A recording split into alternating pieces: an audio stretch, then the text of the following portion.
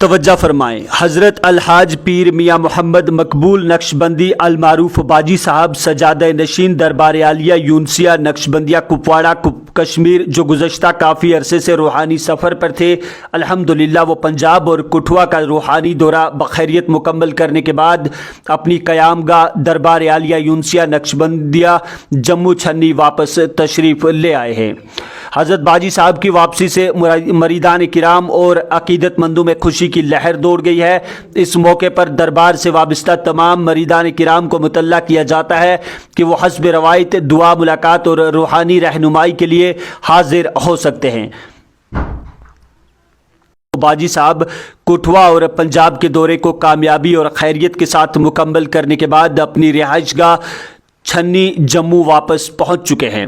Press को जारी बयान में बताया गया है कि अलहाज पीर मियाँ मोहम्मद मकबूल साहब आज से लेकर 2 फरवरी तक जम्मू छन्नी में ही क़याम फरमाएंगे। इस दौरान दरबार नक्शबंदिया से वाबस्ता मरीदान किराम और दीगर अकीदतमंद हजरात मुलाकात, दुआ और रूहानी रहनुमाई के लिए तशरीफ़ ला सकते हैं।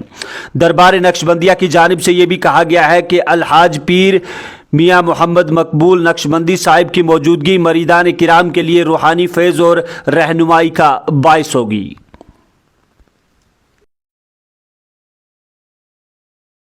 कुरान पाक के अंदर अल्लाह ने इरशाद फरमाया वल्लाहु युहिब्बुल मुतत्तहिरीन में पाक और साफ इंसान नू पसंद फरमाना और इल तहारत बिन नफ्स इंसान वजूद नू पाक कर देंदा है, कपड़ा पाक कर देंदा है।